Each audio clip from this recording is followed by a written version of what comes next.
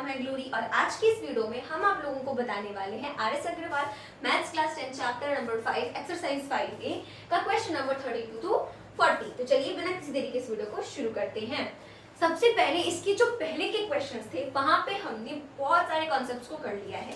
अब सिर्फ कुछ ही क्वेश्चंस बचे हैं जो कि आपको सॉल्व करने हैं एंड ये क्वेश्चन भी आपके पहले वाले क्वेश्चन से ही रिलेटेड है। तो अगर आपने पहले वाले क्वेश्चंस बहुत अच्छे से प्रैक्टिस कर लिए हैं, सॉल्व कर लिया है, तो आपके लिए ये क्वेश्चन और भी ज्यादा इजी होगा। तो देखिए यहाँ पर क्या बोल रहा है, क्वेश्चन पढ़ने से पहले हमने अभी तक, ऑफ कोर्स ये हमारी फर्स्ट एक्सरसाइज है, तो हमने अभी तक सिर्फ एक फॉर्मूला पढ़ रखा है, वो है हमारा जनरल टर्म्स का, जो कि क्या होता है an is equals to a plus n minus 1 and then d होता है। अब इसी फॉर्मूले का ऐसे वैसे कैसे भी यूज करके हमें इस क्वेश्चन को, सारे क्वेश्चंस को सॉल्व करना है इस एक्सरसाइज में। कह रहा है if 4 times the fourth term of an AP is equal to 18 times its 18th term, मतलब कह रहा है कि भाई चौथी टर्म जो है ना अर्थमेटिक प्रोग्रेशन की, उसका 4 गुना जो है, चौथी टर्म का 4 गुना और 18th टर्म का 18 गुना, 18 टाइम्स, 18th टर्म का 18 टाइम्स और 4 टर्म्स का 4 टाइम, टर्म ट्विस्टर हो गया, 18th टर्म का 18 टाइम एंड 4th टर्म का 4th टाइम, 4 टाइम क्या है, बराबर है। ठीक है, तो क्या बोल रहा है, फाइंड इट्स 22nd टर्म। आप कहेंगे लो भाई कहां दुनिया जहान की चीजें बता दिया, पूछ रहा है 22nd टर्म, आसान है क्या? बिल्कुल आसान है। देखिए यहाँ पे क्या बोला कि 4th टर्म का 4 time is equal to 18th term का 18 टाइम। सही है जी, सही है, बिल्कुल सही है।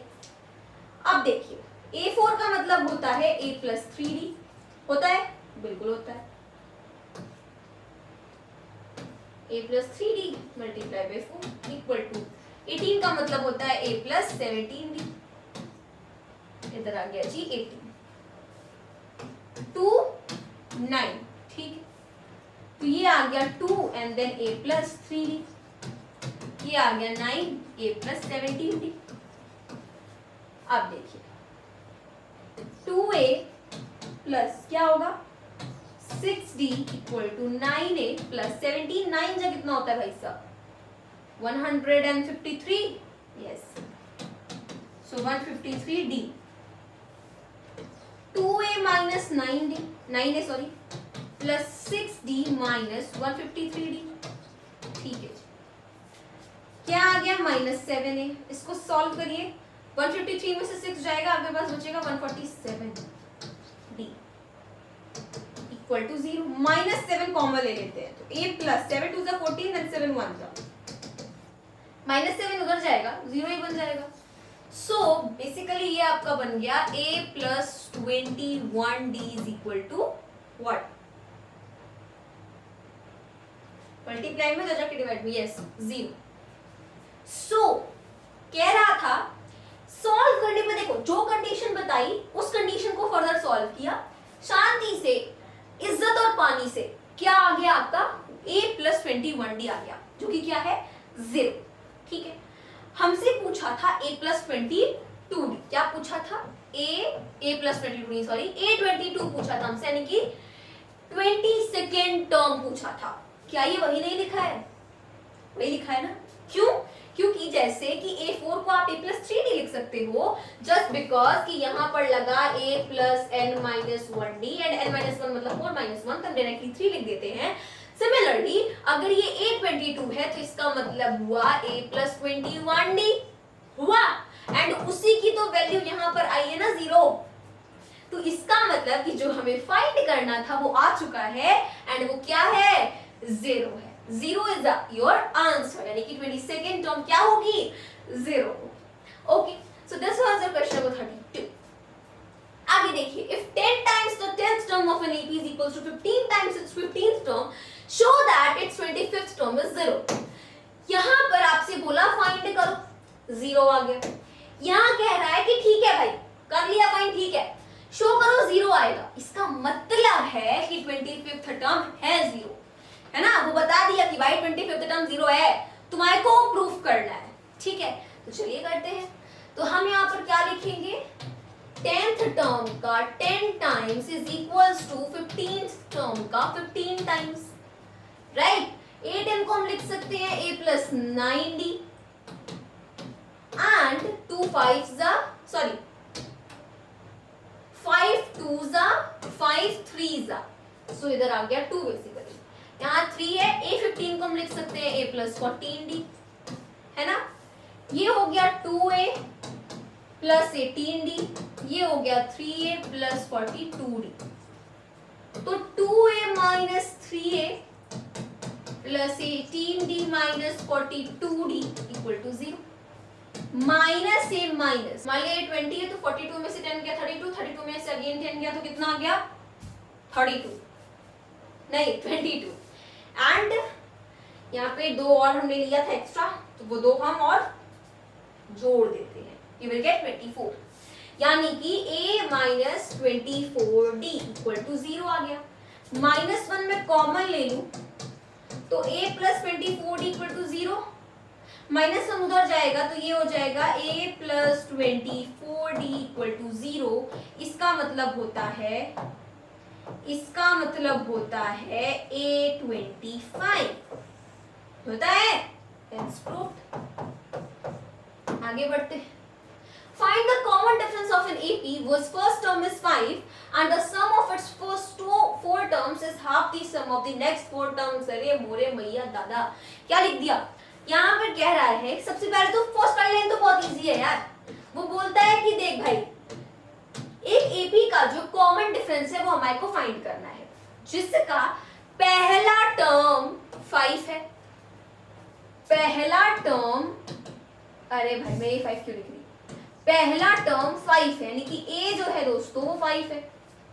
कह रहा है some of its first 4 terms. First 4 मतलब किसी भी एपी में फर्स्ट 4 का मतलब है a1 a2 a3 a4, यही होंगे फर्स्ट 4 टर्म। तो कह रहा है कि उसके फर्स्ट 4 टर्म्स का जो सम है, मतलब a1 plus a2 plus a3 plus a4, वो क्या है? इज मतलब इक्वल टू, वो क्या है? Half the sum of the next 4 terms. Next 4 terms मतलब इन 4 टर्म्स के बाद आगे की 4 टर्म्स कौन सी होंगी? a5 a6 a7 a8 है ना, उनका क्या है? आधा है, उनके सम का आधा है। तो मतलब कि a5 plus a6 plus a7 plus a8 इन सब के सम का क्या है? आधा है। समझ आया? बहुत अच्छी बात है। अब देखिए a1 मतलब क्या? a1 मतलब a है ना। a2 मतलब क्या? a plus d। a3 मतलब a प्लस 2d। a4 मतलब a plus 3d, right. And a5 मतलब a प्लस 4d, a6 मतलब a प्लस 5d, a7 मतलब a plus 6d and a8 मतलब a plus 7d। And in सब का half 1/2।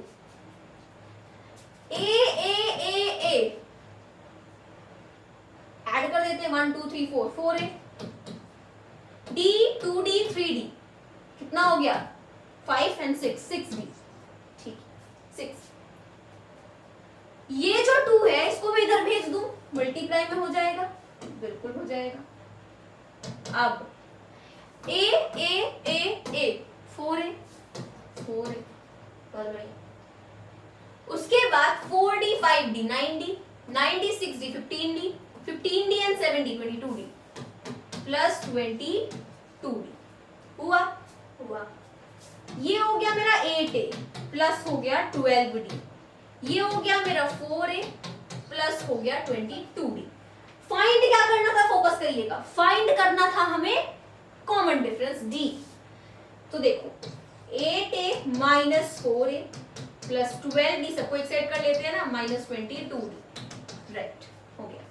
ये आ गया माइनस 4a प्लस 4a आ गया and this will become what? 10 है ना, 10d इक्वल टू 0। मैं इसमें से 2 कॉमन ले लूं, सो मुझे मिलेगा 2a minus 5d equal to 0। ये 2 उधर ये 0 ही बनेगा। तो मेरे पास फाइनली आया 2a minus 5d equal to 0। ये मेरी एक इक्वेशन बन गई। मुझे इसमें d की वैल्यू चाहिए। है तो दो वेरिएबल मेरे पास, a भी है d भी है। मेरे को अगर a पता चल जाए तो d आराम से आ जाएगा, लेकिन a तो आपको गिवन है जी, बल्ले बल्ले होगी, a तो गिवन है। तो हम क्या करेंगे, a गिवन है तो यहाँ a रख देंगे इक्वल टू 0। 5 2 जा 10, 10 minus 5d equal to 0, so minus 5d equal to minus 10 and this will become 2। Common difference क्या आया, 2 आया।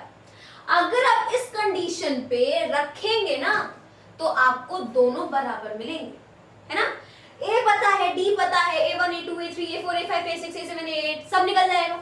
एंड अगर आप इस कंडीशन पे रखेंगे ना, ऑफ कोर्स एग्जाम हॉल में इतना टाइम नहीं होता है, पर मैं जस्ट बता रही हूँ आपको, अगर आप इस कंडीशन पे रखेंगे तो जो भी आएगा वो आपका बिल्कुल सही आएगा। ठीक है, बहुत बढ़िया, आगे बढ़ते। The sum of the second and the seventh term of an AP is 30। कह रहा है सम जो है सेकेंड और सेवेंथ टर्म का वो 30 है। सेकेंड और सेवेंथ टर्म का सम 30 है। सेकेंड और सेवेंथ टर्म का सम 30 है। बहुत अच्छी बात है। If its 15th term is 1 less than twice its 8th term, मतलब जो उसकी 15th टर्म है ना, उसकी कंडीशन बता रखी है कि 15th टर्म जो है वो क्या है ना। तो देखिए उसकी जो 15th टर्म है इज मतलब equal to 1 less than twice its 8th term. 8th term के 2 गुने से 1 कम है। 8th टर्म के 2 गुने से 1 कम है। 8th टर्म के 2 गुने से 1 कम है, जो उसकी 15th टर्म है। समझ आया, बहुत बढ़िया। अब A2 मतलब a प्लस डी, A7 मतलब a plus 6d equal to 30। ये हो गया जी 2a, ये हो गया 7d equal to 30। This is equation number first. A15 मतलब a प्लस 14d, इसका मतलब क्या हो गया, 2a8, राइट। तो इसका मतलब 8 मतलब a प्लस 7d माइनस 1 चलता रहेगा। सो यहां पर a प्लस 14d हो गया, ये हो गया जी 2a plus 14d and then minus 1। So 14d cancel out, a minus 2a equal to minus 1। So इधर आ गया minus a equal to minus 1, minus से माइनस कैंसिल आउट, a की वैल्यू आ गई जी 1। क्या बात है, a की वैल्यू 1 आ गई। अब इस a की वैल्यू को फर्स्ट इक्वेशन में रख दें, यहाँ पे रख देंगे ना, यहाँ पे तो रख देते हैं। हम लिखेंगे putting a in equation first, so 2 1 plus 7d equal to 30, so this will become 2 plus 7d equal to 30 and then 7d आ गया जी 28, d की वैल्यू आ गई 4। आ गई, बिल्कुल आ गई। फाइंड द AP, फाइंड हमें AP करना था, लो मैंने ये दिखा ही नहीं, फाइंड हमें AP करना था। तो a आ गया, d आ गया, AP नहीं बन जाएगी, बहुत आराम से बनेगी। तो देखिए AP क्या होगी, पहली टर्म 1 है, कॉमन डिफरेंस 4 है, 1 plus 4 5, 5 plus 4 9, 9 plus 4 30 and so on. So this is our final answer.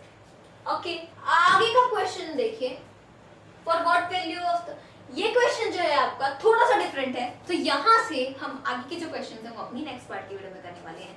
तब तक के लिए मेरे सभी दोस्तों को मेरी तरफ से जय हिंद, जय भारत।